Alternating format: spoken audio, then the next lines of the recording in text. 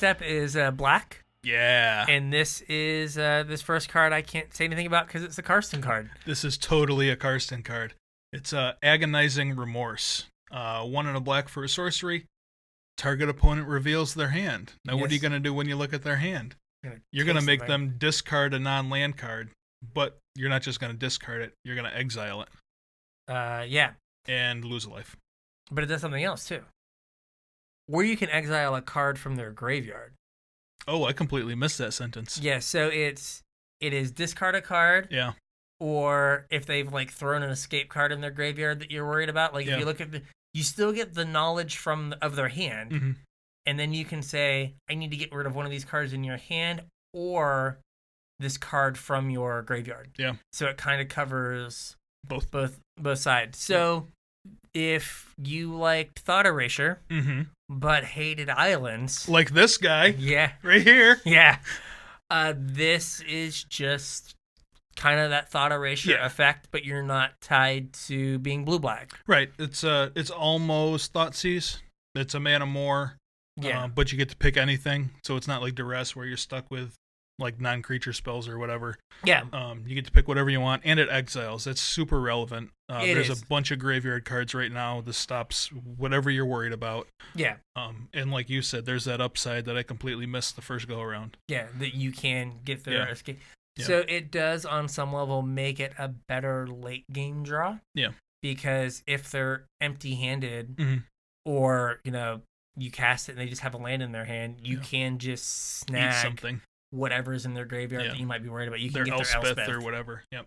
Yeah. What was the last one that saw play? Transgress the Mind? Transgress the Mind. It was like 1 and a black, exile something from their hand. Yeah, it didn't have the lose 1 life. Right. But yeah, so it's basically a very similar card, and that card saw a ton of play. Ton of play. Yeah, so this is probably going to see play. Yep. I worry about the kind of like blue-black or Esper decks that are going to be like 6 Thoughtseize decks now with Thought Erasure plus this. Oh, yeah. Right, you're going to be able to just stack that effect up. You're not worried about the black-red decks? They get another card in this? Yeah, I mean, the black-red decks are going to be a problem, yes. Or could be. I hope they will be. Next up is... Oh, my God. Yeah, you thought the last one was hard. Ephemia the Cacophony. There you go. I like it. Yeah. It's 1 and a black for a 2/1 legendary enchantment creature Harpy. Yes. This is the first and I guess second enchantment creature. Heliod was one. Heliod. So enchantment creatures have the benefit of they trigger Constellation because they're an enchantment, but they have the downside of they die to disenchant. Right. So anything that would kill an enchantment will kill an enchantment creature. Yeah, it's kind of like an artifact creature. Exactly. Where you can shatter an artifact creature, you can kill it with a fatal push. Yeah. Same thing with enchantment creatures. Yes. So this is a 2/1 flyer. Yep. For 1 in the black. Yep. So that's just reasonable stats. Yeah, that's like a normal rate. Yeah. So, and at the beginning of your end step, you may exile an enchantment card from your graveyard. If you do, create a 2/2 black zombie creature token. Mm-hmm. So, this is really asking you to like aggressively fill your graveyard. I don't know that it's asking you to aggressively fill your graveyard, but it definitely wants you to play like some number of enchantments. To fuel the thing. Like, I don't know if a 1 in the black 2/1 flyer is good enough for constructed if you're not getting that extra clause consistently. Right, but I think like you only need to get it once for it to be worth it. Well, fair. Like a 2-mana 4/3 flyer is great. Yeah. I guess it doesn't, not a flyer, but... Deadweight is in the format? Or no? Is it? I don't know. I'm trying to think. Disfigure is. I don't know that Deadweight is. Like, if you had some easy way to put, like, an enchantment that did something in your graveyard, that would be very useful. Yeah, I'm not sure what the best way to build this is. It's certainly, like, an interesting value engine, though. I don't know. It seems like there's a lot wrapped up here, and I'm not sure what the deck looks like that this belongs in, but it seems like it could be pretty good. Like, that's a pretty aggressive rate for what it's doing. Deadweight, currently legal and standard. Oh, okay, there you go. That's a great way to make this happen, then. Yeah, so, some way to, like, where you could, like, on the draw, deadweight their 1-drop, yeah, then play this and get your 2/2. Like, no, you're really far ahead. Super far ahead. And then every time you exile one from then on, you're like, yeah, you're super winning the race. Yeah. Your 2-drop just became a 3-drop, a 4-drop, and a 5-drop. Yeah. So, since we have all this graveyard, these graveyard cards, we've got Cling to Dust. Just a black for an instant. Exile target card from a graveyard. If it was a creature card, you gain 3 life. Otherwise, you draw a card. Right. And it itself has escape. Right. For 3 and a black, exile 5 other cards from your graveyard. Now, 5 other cards is a lot of other cards. It seems like a lot, yeah. Like, the front end is fine. I think the front end's pretty good. Yeah. But I don't know how you might get to cast this one other time in a game. Yeah, but like if you do need to cast it one other time, like you're doing it. Yeah. Like you just spent 4 mana to stop, some massive escape thing from happening. Yeah, now, even though it's an instant, if your opponent casts their escape creature, it's too late because it's not in the graveyard anymore, it's on the stack. Oh, because you're casting it, you're not activating an ability. You're not activating an ability, you're casting it, so it's on the stack. So if they have an escape creature you want to try to, if they could pay for their next turn, you want to snag it. Like during their upkeep or something? During their upkeep or on your turn. Yeah. So that they don't, because you won't have priority again to get it before they put it on the stack.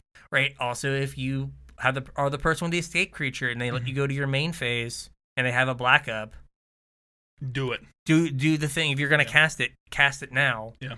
So that they don't have a chance to snag it. Yeah, that's a good point. Yeah.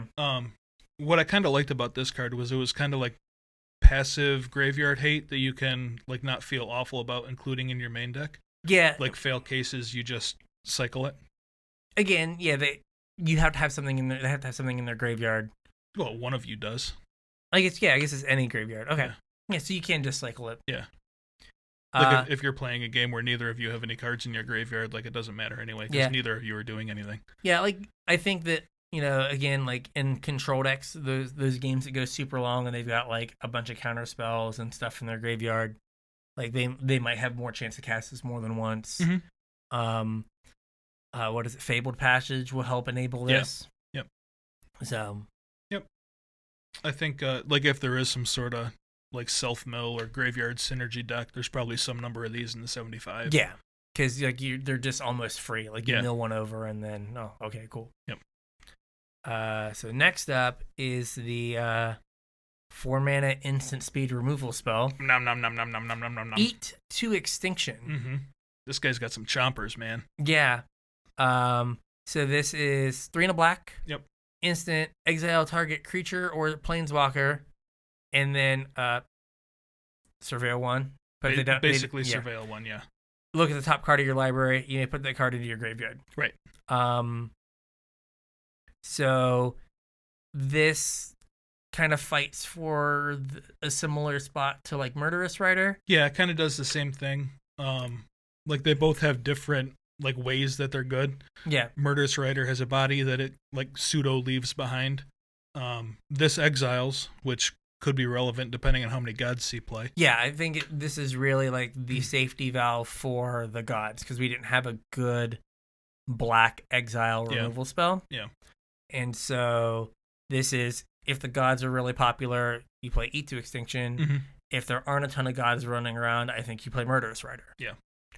So it just kind of depends on how the meta game shakes out. It might be one of those things that like week to week, you kind of have to switch that slot in your deck. Yeah. But like this is an easier to cast kind of Vraska's Contempt. It is. That card saw a ton of play. And the 2 life was super relevant. It was. Standard too, because mono red was everywhere. Yeah. But it's in that same vein of card. Yep. Next up is it's K. We don't have anything down for K. We don't. Next up is the card after K. Yeah. It's Nightmare Shepherd. There's 2 black for a 4/4 flyer. It says whenever it's an enchantment creature. Yes. Whenever another non-token creature you control dies, you may exile it.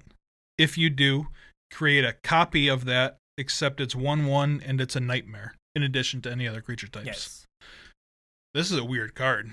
So, first of all, a 4/4 flyer for 4 is just good. It's okay. For like what is? I guess. So the Scry Sphinx is a 4/4 for 4 that flies. Yeah. Didn't see play until Jeskai Fires became a thing. Fair, and it saw play for its passive ability. And I guess what's the other? Kefnet? Yeah. Kefnet is bigger than that. 4 mana, 4/5 flyer. Yeah. Saw almost no play and like draws you an extra card every turn. Not every turn. Most turns. So this card. This card used to be bonkers. Yeah. A 4/4 flyer for 4 used to be nuts. It's still good. Yeah. I mean, 20 years ago it'd be insane. Yeah.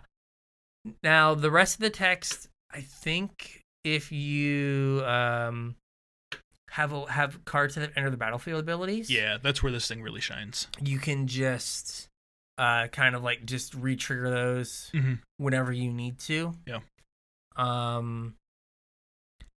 And it just makes everything you have like something you have to kill twice. Well, not only that, but like it's obvious through some of the other cards that we're going to talk about a little bit later on that Wizards is kind of pushing like a sacrifice deck, like Aristocrats. Yes. I know we've like already had that happening for quite some time now, but it gets even more toys now. Yes, it does seem like they've just like it seems like that has been the red-black limited archetype for like 2 years. Yeah, it's just like every set they're just like red-black sacrifice. Yeah. Like, nothing else, guys. Red-black sacrifice.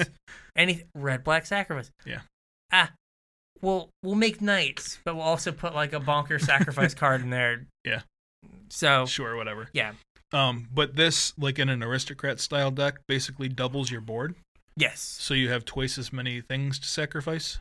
Yeah. And if they have like ETB effects, even better. And it's a May, so like you can still do your cat oven and your cat doesn't get exiled. Right. So that is a big deal. Yeah. That you can still do those things, right? Like imagine a situation where you can like do like Priest of Forgotten Gods, sack your Mayhem Devil and something else, and get another Mayhem Devil and something else back. Yeah. It's like, oh, this is awful. Yeah. So like it's kind of pricey for what like the traditional like Sacrifice Aristocrats deck has done. Yeah. But like that deck's running Corvold right now. Yeah. And this is cheaper than Corvold. I mean, it doesn't draw you a card, but it's cheaper than Corvold. Yeah. So it probably changes that deck if it goes in it, but it is a good card. I think that there's some of these other cards are kind of pushing that deck in a different direction anyway. So maybe there's like two different versions of it. Yeah, archetypes within Sacrifice. So we'll see. We'll see what happens. Speaking of sacrifice cards, we have Woe Strider. Yeah. Which is a 3/2 for 2 and a black. Mm-hmm. When it enters the battlefield, you make an 0/1 white goat creature. Mm-hmm. Did you read the story about this today? No, I did not. So Maro had his like making magic column today. Okay. And he was telling a story about how like way back when he was first designing magic, he used to get letters from a person. They didn't specify it was a guy or a girl, but a person always asking for more goats. Okay. Like just always wanted more goats in magic. So I guess that's how Goat Napper got made. Okay. The card from like Lorwyn or whatever that like there were no goats in the set but randomly cared about goats. Yeah, don't we have like wasn't that recently reprinted or something? Modern Horizons had Goat Nap. It was Act of Treason, but same text for goats, whatever. And that's like the default how like 0/1 white like do nothing creatures became goats is because this guy always wanted goats in standard. Gotcha. Or more goats in magic. So person got their goat. Yep. So it's basically a 3-mana 3/3 kind of spread out across two bodies. Yep. And this has an innocuous but yet dangerous ability. Oh, very dangerous. Of sack another creature, scry one. There's no mana attached to it, so it's you can free! just machine gun down your board. Yeah. And then this also has escape. It sure does. For 3 black, and you exile 4 cards, so it's kind of in that sweet spot of escape things. Right, and when it escapes, it enters the battlefield with 2+1/+1 counters. So it's a 5/4. That's a big guy. That is a very big dude. And a goat. Yeah, so it's a 5/5 spread across 2 bodies. The fact that it's a free sacrifice outlet can be super dangerous. Yeah, kind of innocuous too. Like reading this card, you wouldn't think that this is a dangerous card. But every time we've had a free sac outlet.